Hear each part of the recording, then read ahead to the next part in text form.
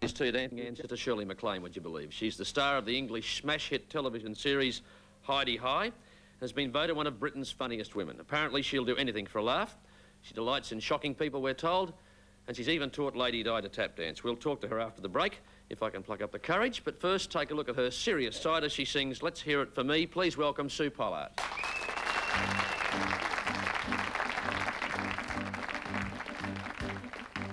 Standing in the wings, all prepared to start. Usually I'm tense, a pounding in my heart, but now I'm not afraid. The butterflies are gone. My act is looking great. I can't wait to go on. Blow the bugle, sound the cymbal. All my troubles fill a thimble. I'm as happy as it's legal to be. Come on, kids, let's hear it for me. Get the tom-tom, start the drumming. Cue the chorus, keep on humming. I'm climbing up the limb of a tree. Come on, kids, let's hear it for me. For this overwhelming sensation, I could stand a standing ovation. Give my entrance cue to the band and give this little lady a great big hand. Sound the trombone, let it swell out. This performance is a sellout, and the critics and the public agree. I'm the #1 attraction to see. So applaud it and cheer it. Come on now, let's hear it for me, for me. Grab a ticket, find your row key. I am strictly SRO kiss. But tonight the butterflies are free. One fun attraction to see. So applaud it and cheer it. Come on now, let's hear it. Applaud it and cheer it. Come on now, let's hear it. Let's hear it. Come on now, let's hear it. Let's hear it for me.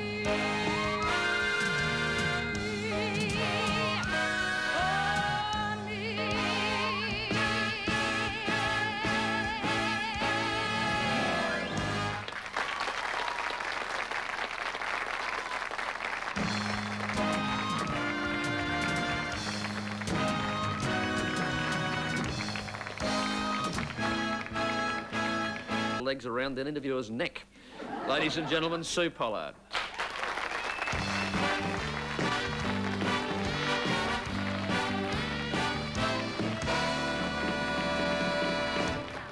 Just a minute. Oh. Sit down a minute. Steve told you to do anything for a laugh. Oh, you're there. It's a bit lower than the neck, but never mind. This is the bit up here that you missed. Yeah. Next time. The first question was going to be, am I safe? Well, it's obviously no. not the case, is it? Cheers. Cheers. Oh, what's all this? I'm that thirsty. To be here, this is a clean family show. I mean, cop the orange juice. Fabulous. That's setting a very good example. Cheers. Cheers. Nice to be here. Hello. Do you like my dress? A vision in yellow. Got it from the same designer as you. What does that Have mean? you seen his little white bit on the monitor? Looks This gorgeous. Lovely and black, and then his very little camp grey bit. Camp. Side. That's a description I've ever had. Well, you know what I mean.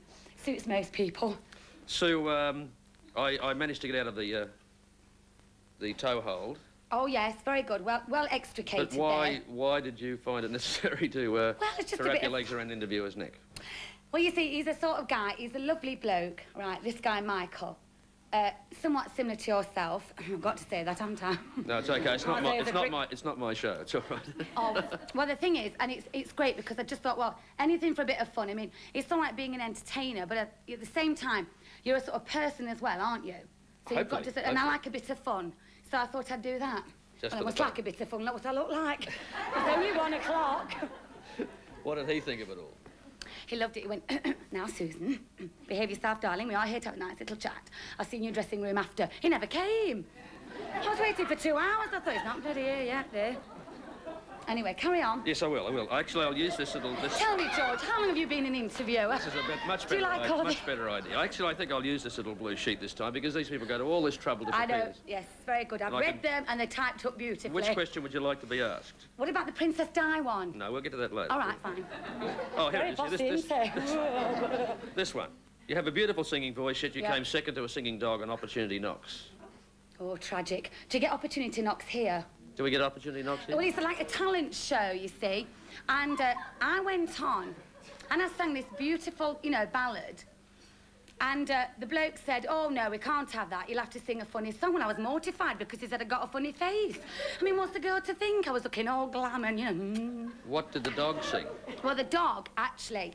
The bloke came on and he sang, oh, what a beautiful morning. And the dog was on his shoulder, and the dog went, oh, and that was it. That was his contribution to the entire act, and the cameraman said, he only sang, he said, because he got the finger up the dog's butt. Hence the phrase, it's a dog's life. Is that right?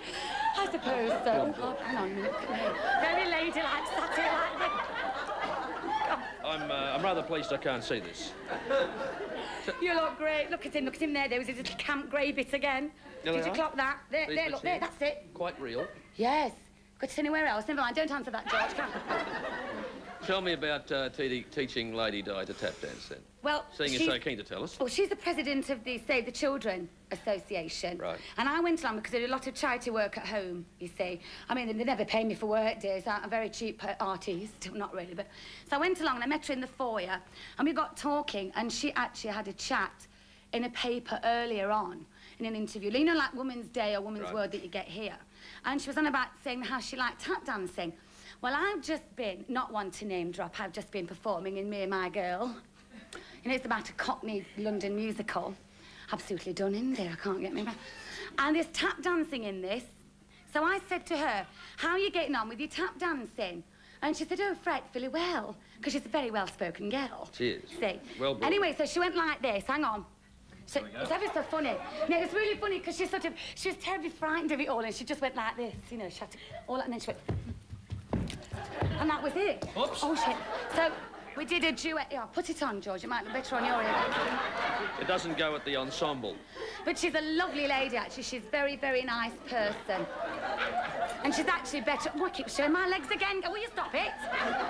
Flipping camera one, you've had it tonight. Having quite a nice time here. Tell us about... Clutch my pearls. Tell us about Heidi High. Heidi High is a show... A lot of Australians wouldn't be familiar Yes. It's unfortunate that the taxi driver didn't have a clue what the bloody hell I was talking about coming in. I'm a star, you said. That meant nothing to him, right? No, darling. Just a twinkle. And it's all about these summer camps that the public can go to. They pay a certain amount of money and everything is provided, food, entertainment and everything. Like Butlins? Yes, that's it. Actually, Butlins won't have anything to do with it. You know, they think it's absolutely dreadful because they're trying to get... That probably means it was deadly active. Yes. Precisely, they're trying to get rid of that image. There's a great big wire fence around it. It's to keep them out, dear. Or keep them in, should I say. It's terrible. Anyway, he's doing it again. And you go there, and this particular show is all about the staff of the holiday camp. And there's one bloke who's the camp comic. They're all terrible failures. And this one is a terrible camp comic. Not camp, but camp, you know. Camp, yes. And he's always on the fiddle. Small C camp. That's it. Yes. He knows, isn't it? Not to be confused. And it's dreadful because he's always on the fiddle. We have a girl... He's always on the fiddle. Not the fiddle, but he's always fiddling. Yes. God, I wish people could understand me. It's a nightmare. I'm repeating myself. It's that Nottinghamshire accent. Do you know it? No.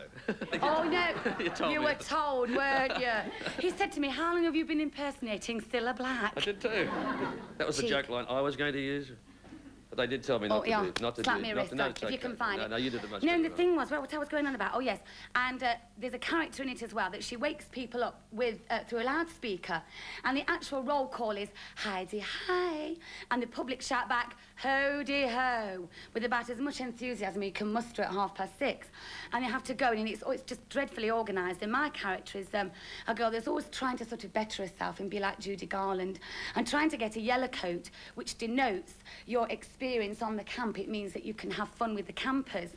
But unfortunately, she's always sort of looking for fluff under the beds and God knows what else. Being left 6 foot. She won't do anything else on the beds because she's saving herself for Mr. Right, and the poor cow's been waiting 8 years. Nothing's happened. Fluff under the bed would probably do. But it's a it's a lovely series, and it's really great That's what gave you your break? It was actually, yeah, 8 years ago. What do they keep laughing at? I don't know. Oh, look at that, hold it up. Come here, hold it up. Shall I tell you what he's holding up? It's got this cardboard and it says Mr. Gay Britain contest on it. Shall I discuss it? Yeah, sit down and we'll discuss this. The question says... Just one moment, please. The question says, nobody could call you boring. Recently you had the dubious honour of judging the Mr. Gay Britain competition. Yeah, the Mr. Gay Britain. Yeah, obviously by that they meant the jolliest person. Yes, yeah, hysterical, darling, most of them are. Yes. Not just gay, just... But well, how do you judge Mr. Gay Britain? What's the, how can I put it, what's the criteria? He comes on first. Look at George, you can't flip him away. Stand up. Anything could happen, they said. And it comes in and it says, Mr. So-and-so from whatever club it is, because they all enter from various gay clubs around the country, you see. And you go along and you have to sort of talk to them first. You have to see what the muscles are like. I have to tell you what my Give hobbies are. Give a bit of massaging, like this. Then you have to sort of do like your searching. And then they sort of do that thing. Then you sort of say, hello, how are you? Do they have a panic button on television? No, oh, no, they don't, do they? Anyway, it's not really sort of... They don't have to sort of show any of their physical attributes at all. And they just stand, and then you talk and you say things like, what are your hobbies? Exactly. Yes. It's not giving anything away here, is it? Playing and that sort of thing. Yes. You can sit down now, it's all right. And then they just have a little chat about what they're doing and everything else, and that's how you actually sort of attain what the personality's like. That could be quite messy, couldn't it? It's great fun, actually. Yes. That only happens once a year. I've only been asked to judge it once. I may go again. So, I'm asked. Sue, what about the rest of your career? Is it going to be singing, acting, making people laugh? Well, what I'd like to do is be a complete entertainer. I mean, you know what I mean? That encompasses everything. Singing, dancing, acting. That's all. Serious stuff. Yeah, also, I've made a record, You've Lost That Loving Feeling, which is out now. Also, to be followed hot foot by my album, which is out in 2 weeks. And also, I'm going to the Lauren Perrier Ball tomorrow. Is that enough? That's enough. You don't mind me saying that, do you? Please thank Sue Pollard. Thank you. I've enjoyed it.